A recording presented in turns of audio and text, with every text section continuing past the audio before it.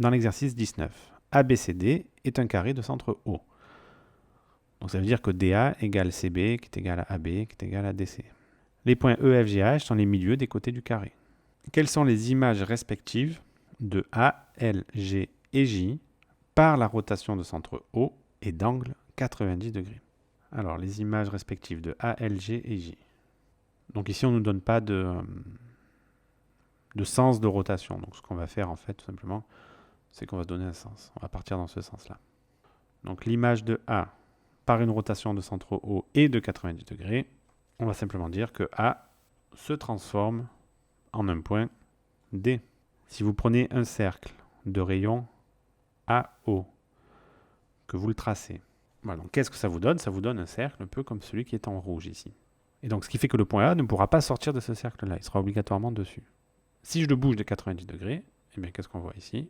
On est sur la diagonale DB. Donc A se transforme en D. L, en quoi il se transforme? Donc ça c'est facile. L, il est ici, on le bouge de 90 degrés, paf, il va devenir un point K. Donc L se transforme en K. G va se transformer en F et J va se transformer en I. Donc ça c'est fait.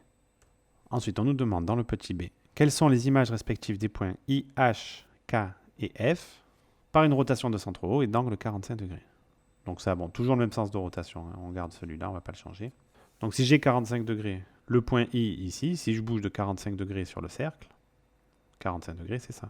C'est la moitié de l'angle droit. Et donc j'atterris sur le point H. Donc I se transforme en H.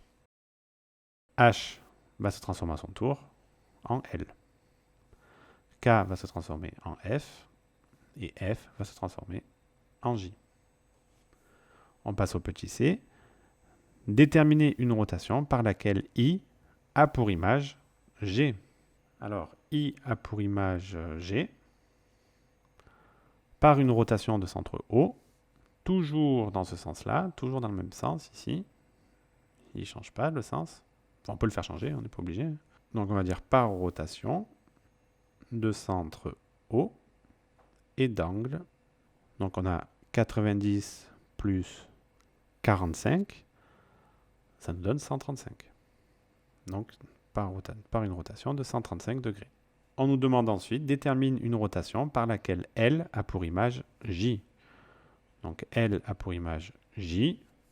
Bon, c'est assez facile. Par une rotation de centre O et d'angle 180 degrés. Donc là, peu importe l'orientation, hein, peu importe par où on tourne. Donc cet exercice est terminé.